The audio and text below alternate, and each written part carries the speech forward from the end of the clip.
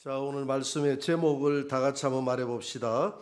복 있는 자, 화 있는 자. 세상에서 믿지 않는 사람들은 돈을 복이라고 생각합니다.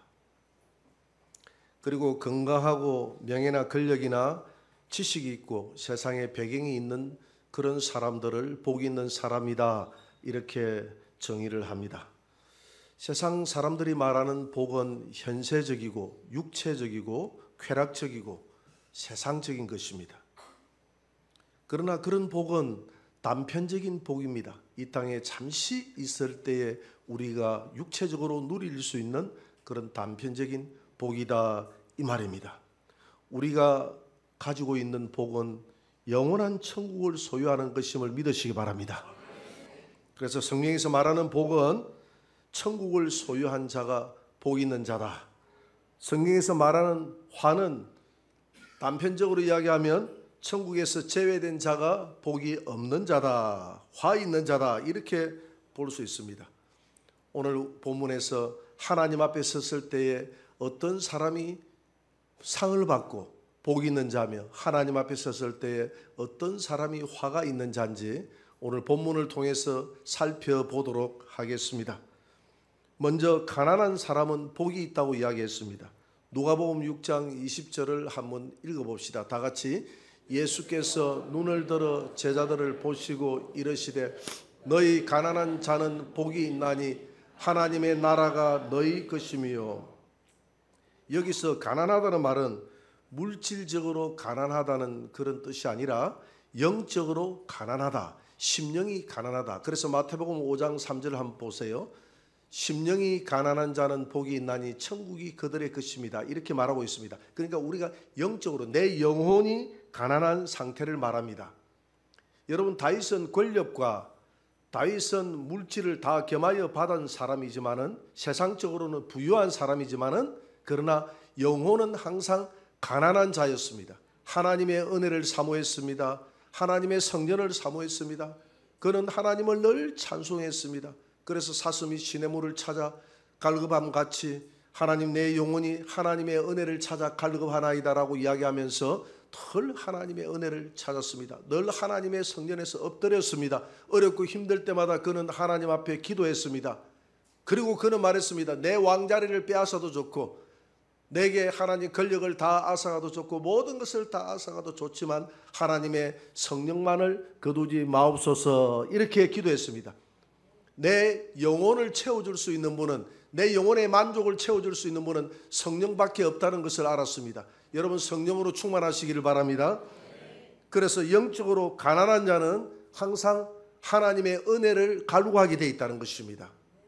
제 친구 중에서 성렬이라는 친구가 있습니다. 우리 텀실에 사는 친구인데 유일하게 이름이 세련된 이름을 가졌습니다. 제 친구 중에서 그렇습니다. 그 친구가 우리 동네에서 태어났더라면 아마 그런 이름을 못 가졌을 거예요. 그 친구가 외부에서 이사 온 친구거든요. 그래서 이름이 세련된 겁니다. 텀실 동네는 다 이름이 이상해요. 근데 이 성렬이가 항상 우리 집에 자주 놀러 왔습니다. 우리 집에 자주 놀러 왔어요. 놀러 왔는데 어릴 때 성렬이가 공부를 그렇게 하지 못했어요. 공부를 저보다 못했습니다.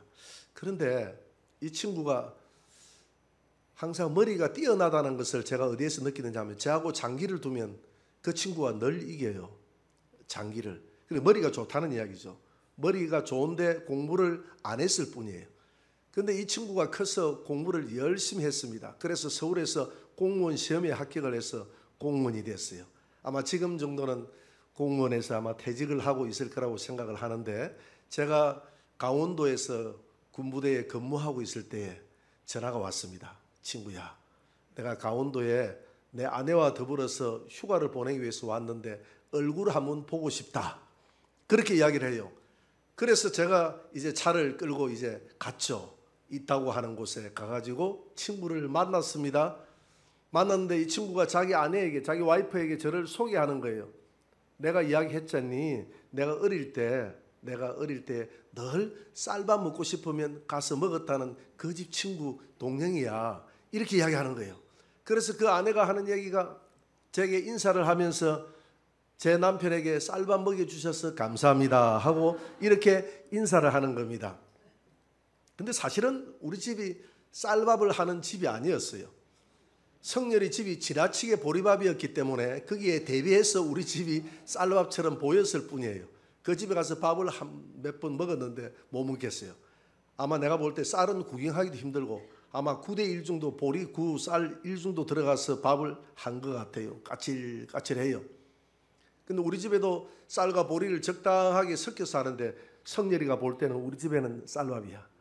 그래서 늘 이 친구 왜 자주 집에 놀러 오나 생각했는데 그 밥을 먹기 위해서 놀러 왔던 것 같아요. 이와 같이 배가 고프면 늘 먹는 것을 본능적으로 찾게 되어 있는 것이 사람입니다. 갈급하니까. 1996년도에 강릉 무장공비 사건이 일어났지 않습니까? 무장공비 사건이 일어날 때 그때 잠수함에서 무장공비들이 나와가지고 우리나라를 그때 힘들게 했던 사건이 있습니다. 그때 그 부대가 우리 부대였거든요. 1997년도였던 것 같는데 그 부대가 우리 부대여서 우리 부대에서 이 간첩 잡는다고 저도 고생을 많이 했습니다. 그때 제가 작전을 맡아가지고 고생을 많이 했어요. 많이 했는데 우리가 교범적으로 배울 때는 북한에 있는 그런 특수부대 요원들은 훈련을 잘 받아서 민가에 내려오지 않는다. 산속 깊은 계곡이나 저 산골짜기에서 산 꼭대기에 산다. 그러면서 뱀을 잡아먹고 개구리 잡아먹고 그 다음에 뭐 고사리 캐먹고 나물 캐먹으면서 생존을 한다. 이렇게 배웠거든요. 그래서 우리가 전부 저 산 꼭대기나 산 중턱을 찾아다니는데 만날 수가 없어요. 여기저기 사건을 일으키는데 나중에 알고 보니까 하나하나 이렇게 신고가 들어오는 걸 보니까 어디에서 들어오느냐 하면 산 아래쪽에 화전민들이 사는 곳에 집이 한 채 내지 두 채, 세 채 이렇게 사는 그런 곳을 찾아다니면서 그곳에서 쌀을 훔쳐먹고 그곳에서 옥수수를 훔쳐먹고 밭작물을 빼먹고 이렇게 생존을 하는 겁니다. 그래서 우리가 너무 북한의 그 특수부대 요원들을 가대평가했습니다. 여러분 북한은 너무 뭐 전투력이 좋다고 가대평가하면 큰일 납니다. 그 가대평가를 하나도 없어요. 너무 무리다라고 보니 나중에 알고 보니까 무리인데 우리는 너무 가대평가를 해가지고 그래가지고 작전을 바꿨어요. 작전을 바꿔가지고 밑으로 내려와가지고 그 일당들을 우리가 다 잡았죠. 다 잡았는데 뭘 이야기하려고 하느냐면 이와 같이 아무리 특수부대 요원도 배가 고프니까 민가로 내려오게 돼 있어요. 배가 고프니까 내려오더라. 갈급하니까. 마찬가지입니다. 사람도 하나님 앞에 하나님의 은혜가 갈급하면 교회를 찾지 않을 수가 없어요. 하나님의 성전을 찾지 않을 수가 없어요. 하나님 앞에 말씀을 보지 않을 수가 없고 기도하지 않을 수가 없다 이 말입니다. 왜? 하나님의 은혜가 갈급하니까.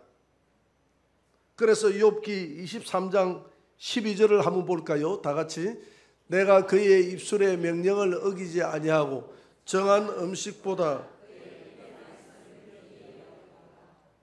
욥은 삼시세끼 먹는 육신의 음식보다는 내 영혼의 음식이 더 소중했기 때문에 내가 밥 먹는 보다도 하나님 앞에 내 갈급함을 채우는 그것을 하나님 말씀을 채우는 것을 더 우선으로 했습니다. 오늘 우리 교회 성도들이 참 성경 읽기 많이 하고 있어요. 아마 우리처럼 이렇게 많이 하는 교회도 쉽지 않을 거예요. 여러분 각 구역방에 들어가서 성경 읽기 하고 구역 보니까 토론도 잘하고 토론회를 열심히 하고 이렇게 하지 않습니까? 그거 열심히 하세요. 그 영혼의 갈급함을 채우는 것이거든요. 그러면서 먹으면서 내 영혼이 자라거든요. 그래서 내 영혼이 갈급할 때 하나님의 은혜를 채우게 되어 있다. 그래서 마태복음 4장 4절에도 보면 예수님이 마귀에게 시험을 당할 때 40일 동안 굶주리시고 난 다음에 마귀가 이 돌들을 맹해서 떡을 만들어서 너의 줄인 배를 채우라 할 때에 주님께서 그러지 않습니까? 사람이 떡으로만 살 것이 아니요 하나님 입에서 나오는 말씀으로도 살 것이니라.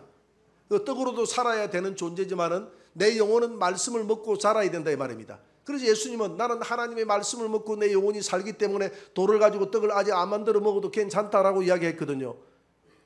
그러나 여러분 우리는 삼시세끼 밥은 꼭꼭 챙겨 먹고 있지만 하나님 말씀을 놓칠 때가 많이 있어요. 늘 하나님 말씀을 갈급하고 하나님 말씀을 그리워하고 하나님 말씀을 가까이 하시기를 주의 이름으로 축원합니다. 그래서 심령이 가난한 자는 어떤 자냐? 하나님 말씀이 그리운 자입니다. 하나님 말씀이 그리워서 주의 전을 찾고, 그래서 여러분들은 주로 일주일에 한 끼 먹는 사람들이야. 주일날 한 끼 먹으러 오는 경우가 많아요.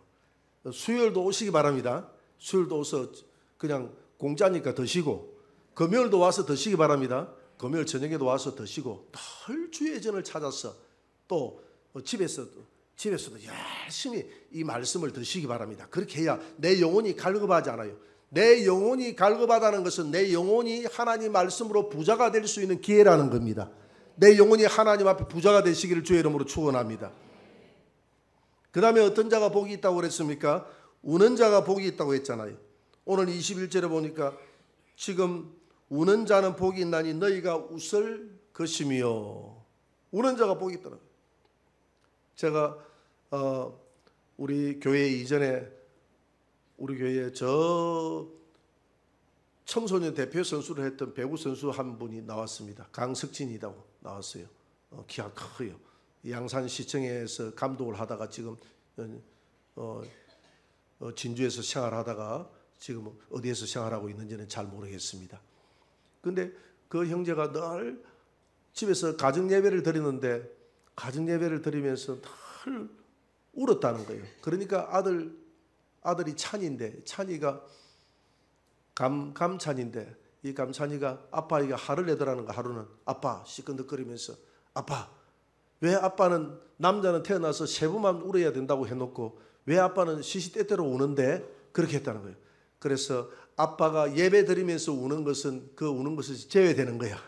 예배 드리면서 하나님이 감동을 주시고 하나님의 은혜가 그리워서 애통하며 우는 것은 그건 눈물이 아니야. 너는 그런 울음은 많이 울어야 돼. 그런데 이 찬이가 알아듣더라는 거예요. 같이 막 그 다음부터 찬이가 그냥 눈물도 안 나는데 막 땅을 치면서 통곡하면서 애가 기도하고 이렇게 하더라. 눈물도 나지도 않으면서 막 그렇게 울더라는 거예요.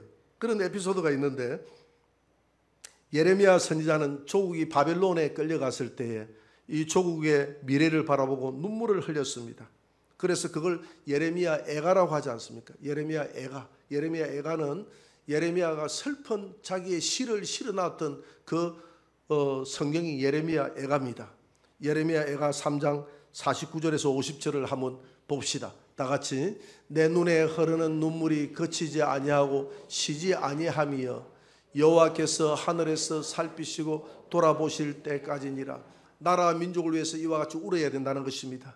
여러분, 나라와 민족을 위해서 많이 우시기 바랍니다. 나라와 민족을 위해서 많이 울어야 돼요. 미가서 1장 8절에는 같이 읽어봅시다.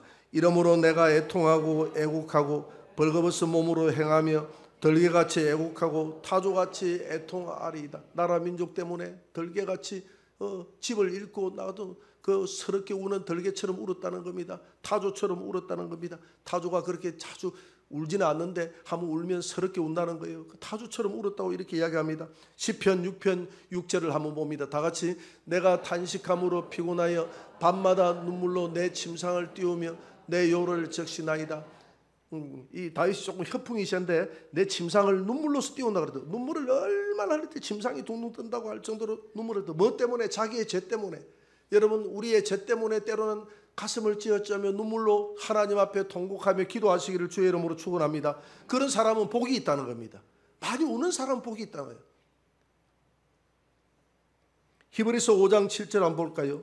히브리서 5장 7절 다 같이. 그는 육체에 계실 때에 자기를 죽음에서 능히 구원하실 이에게 심한 통곡과 눈물로 간구와 소원을 올렸고 그의 경건하심으로 말미암아 들으심을 얻었느니라.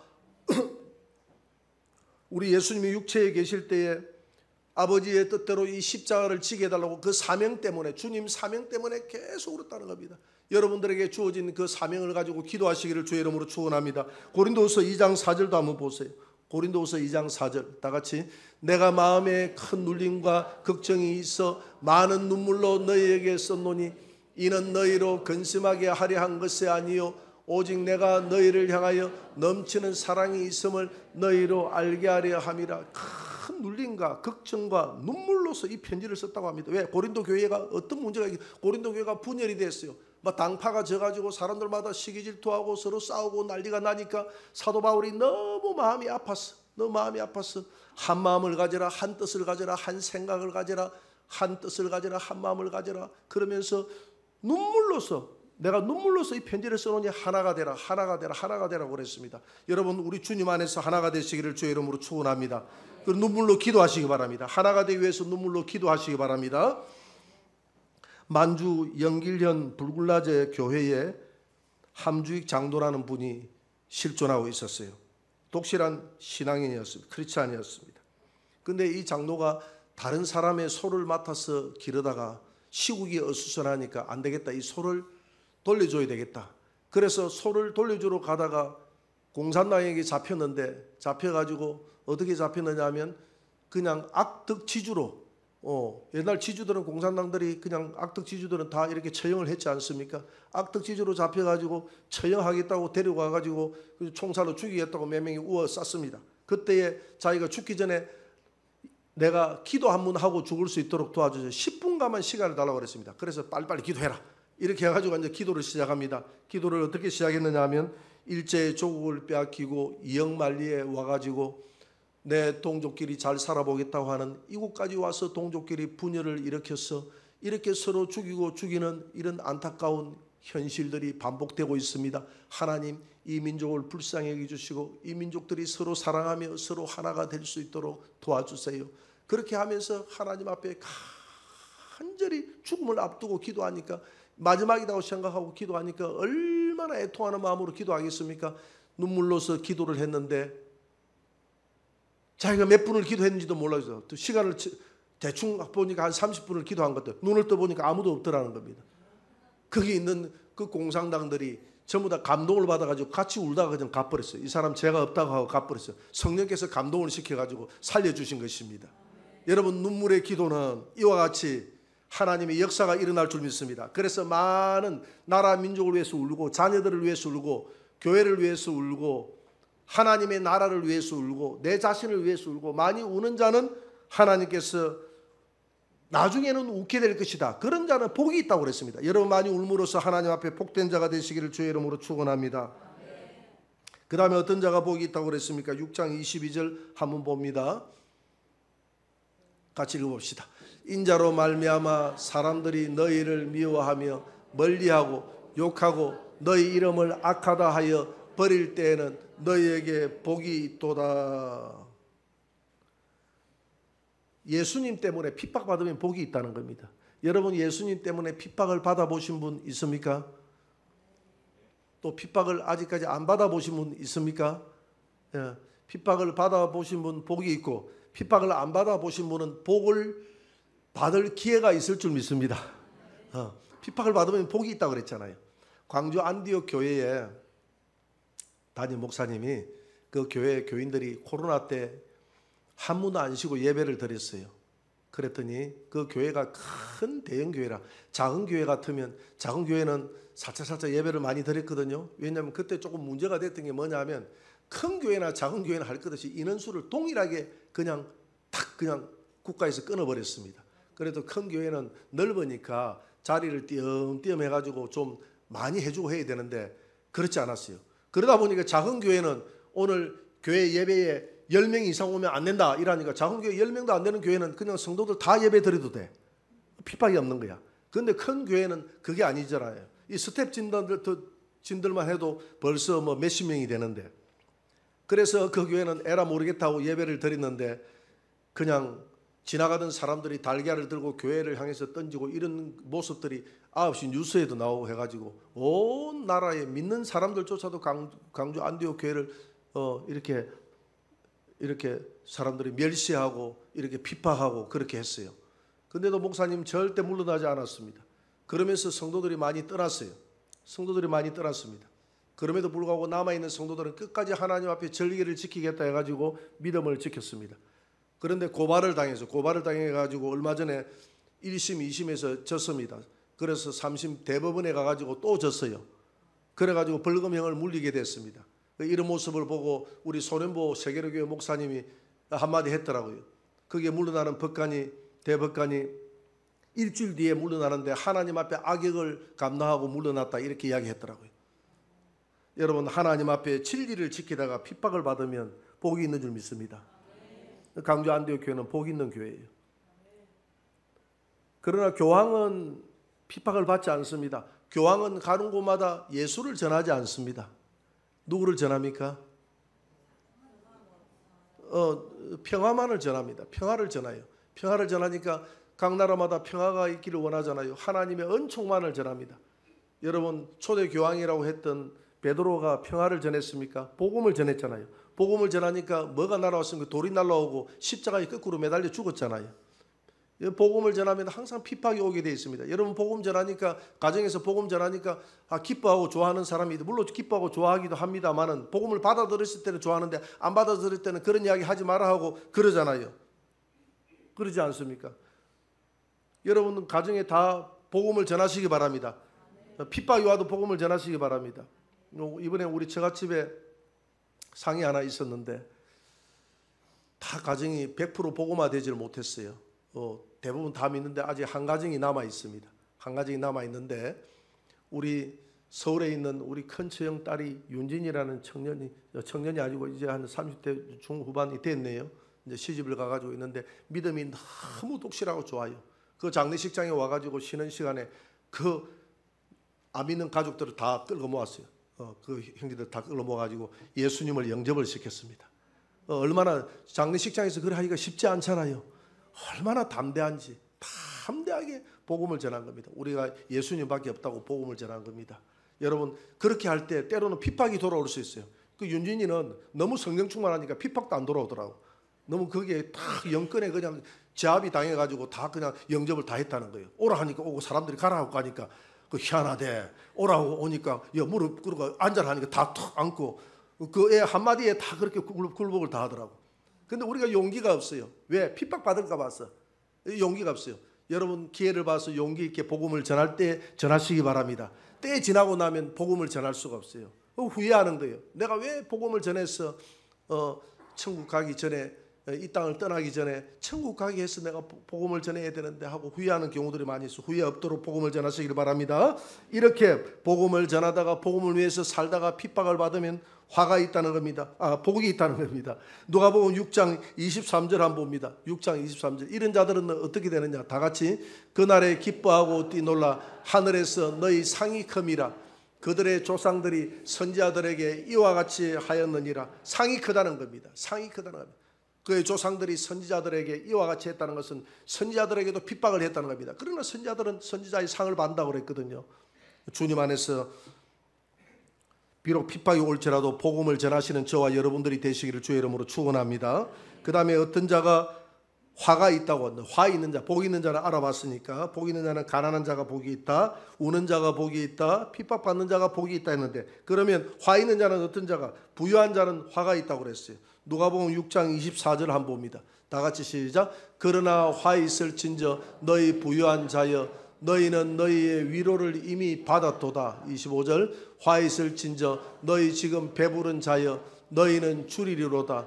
화 있을진저 지금 웃는 자여 너희가 애통하며 울리로다.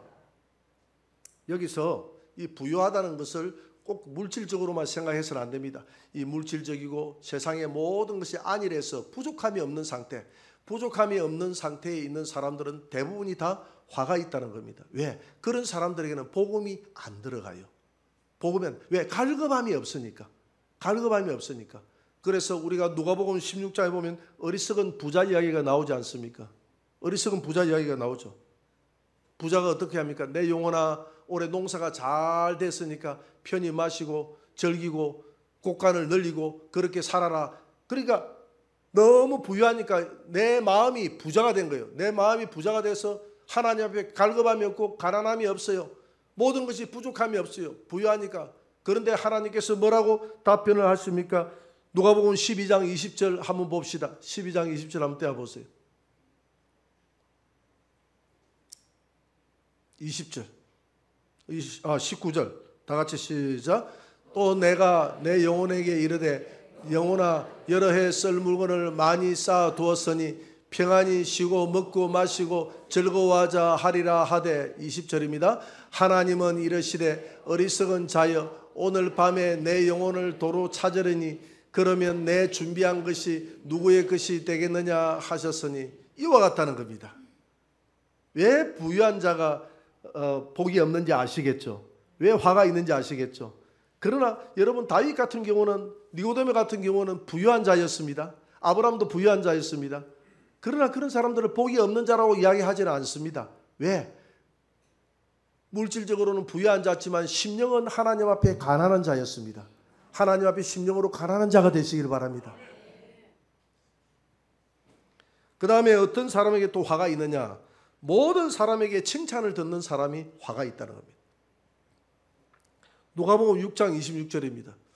다 같이 시작. 모든 사람이 너희를 칭찬하면 화가 있도다. 그들의 조상들이 거짓 선지자들에게 이와 같이 하였느니라. 거짓 선지자들은 좋은 이야기만 했어요. 그러니까 가는 곳마다 정치인들에게도 좋은 이야기 해주고 우상 숭배하는 사람들에게도 좋은 이야기 해주고 좋은 이야기 해주니까 다 선대받고 그 사람들은 살아있을 때 다 출세했습니다. 그런데 하나님의 선지자들은 쓴 이야기를 하니까 다 돌에 맞아 죽고 다 칼에 맞아 죽고 톱에 썰려 죽고 다 죽었어요. 그래서 모든 사람들에게 다 칭찬받는 자는 화가 있다는 것입니다. 절에 가도 좋다, 무당에 가서 좋다 이렇게 하는 사람은 화가 있다는 것입니다. 제가 경기도 고향에서 1차 중대장을 할 때에 우리 대대장님이 불교 회장이었어요. 그리고 그때 당시에 연대장님이 김태복이라고 지금도 이름을 외우고 있네. 대장은 홍동기고 혹시 또 이렇게 영상으로 또 쳐다보고 또 욕했다고 찾아올라. 욕을 하는 것이 아니라 있는 그대로 이야기하면 그 연대장님과 그 대대장님이 그래도 저를 참 아끼고 사랑해 줬어요. 그 두 분이 참 유별나게 그 종교는 다른데도 불구하고 제가 톡톡 튀는 행동을 많이 했음에도 불구하고 참 사랑하더라고요. 그랬는데 두 분 사람은 참 좋아요. 사람은 참 좋은데 우리가 교회의 대대장이나 연대장이나 사단장이 믿는 사람이면 교회가 들었습니다. 우리 군부대 교회에 민간인들이 세워준 게 1,000개가 넘거든요. 군부대 교회가 많아요. 교회가 세워지고 불교 신자가 오면 간혹 불교 신자는 절을 세우는 경우는 아주 드물어요. 드문데 간혹 절을 세우는 경우가 있어요. 그런 경우에서 우리 부대가 절을 세우는 경우였는데 대대장님하고 연대장님하고 이렇게 맞아가지고 밖에서 지원받아가지고 우리 부대에 조그마한 동산이 하나 있었는데 동산 안에 절을 세웠어요. 절을 세웠는데 우리 연대에 있는 연대의 우리 군목 되시는 우리 대위분이 와가지고 테이핑을 끊어줬어요. 그 테이프를 끊어주니까 사람들이 목사님 훌륭하다고 이렇게 이야기를 했어요. 그러고 거기에서 또 연대장님이 칭찬을 했습니다. 전 세계에서 우리 목사님처럼 이렇게 훌륭한 목사님은 여기 한 명밖에 없다. 가장 군대의 특징을 잘 알고 이렇게 종교를 넘나들어서 이렇게 하는 사람이 어디 있느냐 하고 칭찬을 했어요. 칭찬했는데 그 칭찬이 그냥 좋아가지고 목사님 얼굴이 환하게 피어지시고 그냥 겸손해서 거기에서 그냥 고개도 숙이시고 이렇게 했는데 보니까 내하고 같이 이렇게 회의를 했어요. 그 목사님하고 저하고 우리 군종민들하고 모여가지고 목사님실에서 회의를 할 때가 있어가지고 그 군종민이 한마디를 하는 거예요. 목사님 그날 목사님이 테이프 끊는 거 보기 안 좋았습니다. 이렇게 하는 거예요. 보기에 너무 하나님이 어떻게 생각할지 모르겠어요. 이 이야기를 해버린 거예요. 그러니까 목사님이 기뻤겠어요? 화가 났겠어요? 화가 나서 그때부터 이 군종민을 갈구기 시작하는데 끝날 때까지 갈구고 내가 소문을 듣기로는 자기 신학교까지 학칙부까지 뒤져가지고 어떤 학생인가 나에게 이렇게 도전하는 학생이 도대체 학교 공부를 어떻게 하는 것까지 다 할 정도로 그 목사님이 갈갔다고 그래요.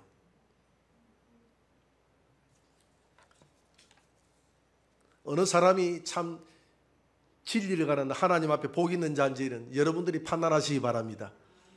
진리를 위해서 모든 사람들에게 칭찬을 받으면 다 화가 있다는 겁니다. 무당에게서 가서 좋다 하고 천주교에 가가지고 예를 들어 천주교 가가지고 이거 우상입니다 하면 누가 좋아하겠어요? 무당에 가가지고 이 귀신입니다 합니다. 누가 좋아하겠어요? 그럼에도 불구하고 많은 사람들이 그 어떤 목회자는 그 교단에서 통계를 낸다 보니까 그 몇십 년 사이에 무당에게만 70명의 무당에게 복음을 전해서 돌아왔더라고. 그 무당이 좋습니다라고 이야기하면 안 돌아오잖아요. 그런데 무당 짓을 그만두고 하나님 앞에 돌아오시오라고 하니까 핍박을 받으면서도 돌아오는 줄 믿습니다. 그래서 우리가 하나님 앞에 핍박받는 것을 두려워해서는 안 된다는 거예요. 결론 맺겠습니다. 가난한 자는 복이 있다고 그랬습니다. 하나님 앞에 영적으로 가난하시기를 바랍니다. 하나님 앞에 애통하는 자는 복이 있다고 했습니다. 하나님 앞에 자녀들을 위해서, 나라 민족을 위해서, 교회를 위해서, 여러분 자신들을 위해서, 영혼을 위해서 많이 우시기를 바랍니다. 핍박받는 자 복이 있다고 그랬습니다. 주의 이름 때문에 복음을 전하다가 핍박받으면 결코 그때 그 순간에 춤을 추며 기뻐하라고 주님이 그랬지 않습니까?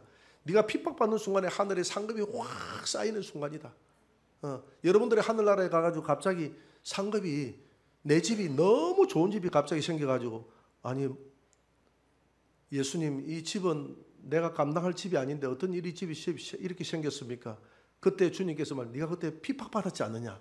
그때 네 집이 쑥 올라가느니라. 할렐루야. 그러나 사람 앞에, 하나님 앞에, 이 세상에서 부유한 자는 화가 있다고 그랬습니다. 하나님 앞에 어떻게 해서든지 영적으로 가난해야 됩니다. 라오디게아 교회가 부유했지만 하나님 앞에 영적으로 가난하다고 하나님이 책망하지 않습니까? 모든 사람들에게 칭찬을 들으면 화가 있다고 합니다. 오늘 복과 화에 대해서 설교를 했습니다. 우리가 다 같이 알아봤습니다. 여러분 복은 마음에 잘 간직하시고 화는 버리시기를 주의 이름으로 축원합니다.